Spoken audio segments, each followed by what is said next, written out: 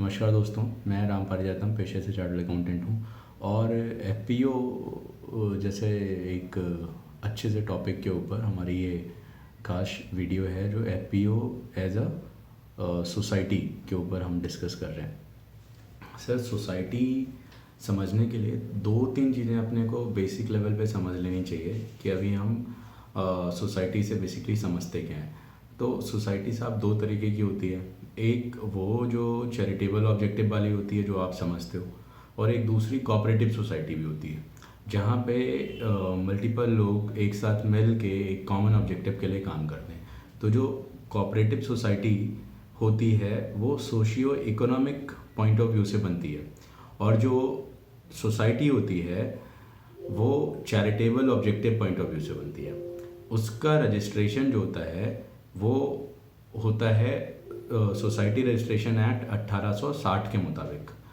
इसका रजिस्ट्रेशन जो होता है वो रिस्पेक्टिव स्टेट्स के एक्ट हैं। तो ये जो स्टेट एक्ट हैं इसके बारे में समझने के लिए एक छोटा सा आपको हिस्ट्री भी समझना पड़ेगा कि कोऑपरेटिव्स का बेसिकली प्रचलन कैसे शुरू हुआ। 1880 में जिस टाइम पे अपना ब्रिटिशर्स का शासन था उस टाइम पे भारत की स्थिति बड़ा ज़्यादा दयनीय थी। लोग ग्राउंड लेवल पे काफ़ी ज़्यादा फैसिलिटीज़ अवेलेबल नहीं थी। तो एक कहावत है ना, संगठन में शक्ति है। तो संगठन के माध्यम से जब लोगों ने काम करना शुरू किया तो वह उस समय जो ब्रिटिशर्स थे उनको लगा कि इसके ऊपर एक स्टडी होनी चाहिए। तो 1880 में उन्होंने एक कमेटी बनाई। उस कमेटी की रिपोर्ट्स के मुताबिक सन 1904 में एक विधेयक पारित किया जिसका नाम हुआ था कोऑपरेटिव क्रेडिट सोसाइटी एक्ट 1904।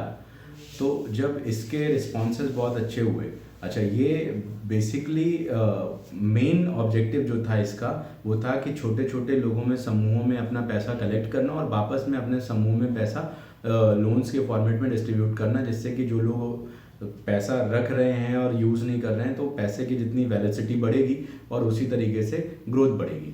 ठीक है। तो जब ये सक्सेसफुल रहा तो बाद में वापस से एक कमेटी बनाई गई और उसको बोला गया कि क्या इसको हम और एक्सपेंड कर सकते हैं। तो बाद में सन 1912 में इसका नाम बदल के बोल दिया गया कोऑपरेटिव सोसाइटी एक्ट 1912। और अब ये सिर्फ और सिर्फ क्रेडिट वाले ऑब्जेक्ट के लिए लिमिटेड नहीं था, यहाँ पे अदर देन क्रेडिट्स वाले ऑब्जेक्ट भी आने लग गए। और 1912 वाला जो एक्ट था बाद में जब 1947 के बाद भारत आज़ाद हुआ 1947 में, तो 1947 में क्या हुआ कि कुछ स्टेट्स को सारी स्टेट्स को ये बोला गया कि आप चाहो तो अपना खुद का स्टेट बना सकते हो। अच्छा, स्टेट्स के पास ये पावर कहाँ से आई? अगेन वही 1904 वाला जो एक्ट था वो सेंट्रल एक्ट था। ब्रिटिशर्स ने जब देखा कि भारत चूंकि एक बहुत बड़ा देश है और ग्राउंड लेवल पे हर 10-12 किलोमीटर के बाद में भाषाएं बदल जाती हैं, तो उन्होंने 1912 वाला जो एक्ट पास किया था इसको प्रोविंस के सेक्शन में ला के डाल दिया, मतलब ये स्टेट्स की पावर में डाल दिया। तो जब ये स्टेट्स की पावर में उस टाइम पे डाल दिया गया तो बाद में 1947 के बाद में स्टेट्स को एक बोला गया कि आप 1912 वाले एक्ट को अडॉप्ट करके इसको अपने अकॉर्डिंग अमेंड कर लो जिससे आप बेहतर परफॉर्मेंस दे पाओ। तो जो कोऑपरेटिव मॉडल होता है इसका मतलब क्या होता है? कोऑपरेटिव, एक से अधिक लोग साथ साथ काम करते हैं किसी कॉमन ऑब्जेक्टिव के लिए, तो इसको कोऑपरेटिव बोलते हैं। अब क्या होता है कि कोऑपरेटिव बनाने के लिए मिनिमम 10 लोगों की आवश्यकता होती है, ऐसा Uttar Pradesh cooperative society act में लिखा हुआ है बेसिक लेवल पे। बट ये जो कोऑपरेटिव सोसाइटी एक्ट है, Uttar Pradesh cooperative society act, इसको मल्टीपल विभागों में बांट दिया गया। जैसे मछली वाला जो विभाग था उसको अलग दे दिया गया, किसानों का अलग दे दिया गया, दूध का अलग दे दिया गया, और उन सब के अलग अलग अपने रजिस्ट्रार्स बिठा दिए गए कि आपके पास में अगर कोई अपनी सोसाइटी रजिस्ट्रेशन करवाना आता है तो आप रजिस्टर करोगे। तो उसमें मिनिमम तो 10 है, लेकिन ये जो रजिस्ट्रार्स हैं इनके पास अपनी अलग अलग पावर्स हैं। तो कोई 15 करता है, कोई 20 करता है, कोई 25 करता है, कोई 50 करता है। तो हर एक सोसाइटी की अपनी अलग अलग मिनिमम क्राइटेरिया होती है एज पर रिस्पेक्टिव लॉ के मुताबिक। अच्छा, जब ये काम चल रहा था 1965 में Uttar Pradesh cooperative society act पास हुआ था। तो 65 के बाद में क्या हुआ कि इस तरीके से हर एक स्टेट ने अपना अलग अलग एक्ट पास किया और काम करना शुरू किया। अच्छा, ये जो सोसाइटीज़ होती हैं ना, ये बहुत छोटे लेवल पे ग्रुप्स को क्रिएट करती हैं।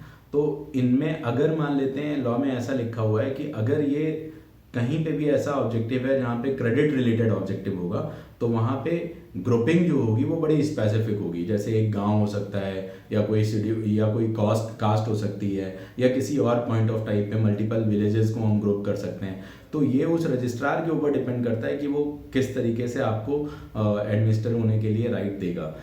जब ये इस तरीके से काम चलने लगा और हम 1991 के बाद में ग्लोबलाइजेशन की तरफ जाने लगे, तो हमको ये समझ में आया कि नहीं, हमारे पास जो कोऑपरेटिव सोसाइटी का स्ट्रक्चर है वो बड़ा लिमिटेड है, हमारा स्कोप, हमारा एरिया बड़ा लिमिटेड है। तो सन 2002 में एक नेशनल जो है कि नेशनल लेवल पे पॉलिसी बनी, नेशनल कोऑपरेटिव पॉलिसी। उस पॉलिसी की रिकमेंडेशन के आधार पे क्या हुआ कि एक multi state cooperative society act 2002 में गठित किया गया, जहाँ पे डिफरेंट स्टेट्स के, क्योंकि कोऑपरेटिव सोसाइटी एक्ट तो एक स्टेट लेवल एक्ट था, और ये छोटे छोटे ग्रुप्स को विद इन द विलेज या बिटवीन द विलेज काम करता था। तो ये अपने एक एरिया के बियॉन्ड जाके काम नहीं कर सकते थे। तो उस वाली लिमिटेशन को ख़त्म करने के लिए क्या किया गया, 2002 में multi state cooperative society act लेके आ गए। और अब ये multi state cooperative society act का जो रजिस्ट्रार ऑफिस था उसको दिल्ली में बिठा दिया गया पूरे इंडिया को एक साथ मैनेज करने के लिए। इसके बाद में क्या हुआ, सन 2011 में एक बहुत ही ज़्यादा बड़ा कोऑपरेटिव्स की फील्ड में चेंज आया, जब इसको कॉन्स्टिट्यूशनल वैलिडिटी मिल गई। कॉन्स्टिट्यूशन के अंदर 97th अमेंडमेंट में आर्टिकल 243 ZS से लेके आर्टिकल 243 ZD डाले गए, जिसके तहत लोगों का एक मौलिक अधिकार बताया गया कि सर आप सोसाइटी बना सकते हो। क्योंकि जहाँ पे क्या होता है, लोग अलग अलग होते हैं। जैसे कंज्यूमर्स की सोसाइटी बन सकती है, मान के चलिए एक आदमी सामान खरीदने जाता है तो उसको दुकानदार लोग ज़्यादा महंगे में बेच सकते हैं, अलग अलग लोगों को अलग अलग रेट में दे सकते हैं। तो एक ग्रुप बना सकते हैं, और ग्रुप बना के सामान खरीदेंगे जाके तो सस्ता पड़ेगा, वॉल्यूम में होगा, और उसके बाद में वो लोग डिस्ट्रीब्यूट कर लेंगे अपने उसमें। तो इस तरीके से क्या हो रहा था कि अलग अलग थॉट प्रोसेस के साथ में लोगों ने कोऑपरेटिव मॉडल को अडॉप्ट करना शुरू किया। तो जो 2011 में एक कॉन्स्टिट्यूशनल अमेंडमेंट हुई, उसके तहत ये बोला गया कि हर एक इंसान का, हर एक रेजिडेंट का एक ये अधिकार है कि वो कोऑपरेटिव सोसाइटी बना सकता है। और जो डायरेक्टिव प्रिंसिपल्स हैं उनके तहत स्टेट्स के लिए रिस्पॉन्सिबिलिटी दी गई कि सर अगर आपके सामने कोई सोसाइटी बनाने आएगा तो इट इज़ योर रिस्पॉन्सिबिलिटी कि आप सोसाइटी बनवाओगे, ठीक है। बट क्या हुआ कि सोसाइटी जैसे जितना ज़्यादा खूबसूरत कंसेप्ट है, लोगों की greed, political interfere, government interfere, इस सब के चलते एक बहुत ही ज़्यादा कॉम्प्लिकेटेड प्रोसेस है।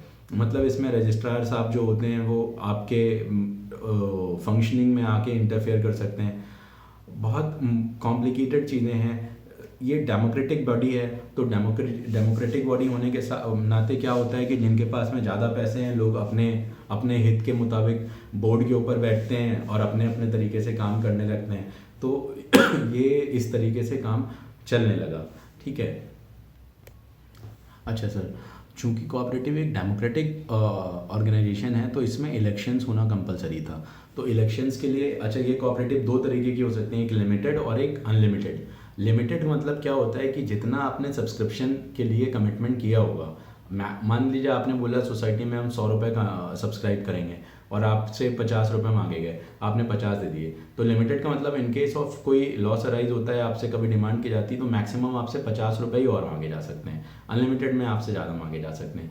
तो जब कभी भी सोसाइटी अगर नॉट लिमिटेड होती है, मतलब लिमिटेड नहीं होती है, तो वहाँ पे एक मेंबर का एक ही वोट होता है। और अगर लिमिटेड होती है सोसाइटी तो हो सकता है जितने भी उसके पास शेयर्स होंगे उतने वोट हो सकते हैं। यहाँ पे भी कंपनीज़ की तरीके से यहाँ पे मेंबर्स के पास में शेयर्स होते हैं, और ये उनके बायलॉज के अकॉर्डिंग जैसे लिखा होगा कि वो एक आदमी एक वोट करेगा, या जितनी कैपिटल होगी उसके अकॉर्डिंग उतने वोट्स हो सकते हैं। तो ये इस तरीके से काम चलने लगा। अच्छा, इसमें मेंबरशिप लेने के लिए आपकी उम्र जो है वो 18 साल से कम नहीं होनी चाहिए, आप 18 साल से अधिक होने चाहिए। अगेन आपको बेसिक चीज़ें चाहिए होती हैं, पैन कार्ड चाहिए होता है, आधार कार्ड चाहिए होता है, इसके अलावा आपको आपका रेजिडेंशियल प्रूफ चाहिए होता है, ठीक है।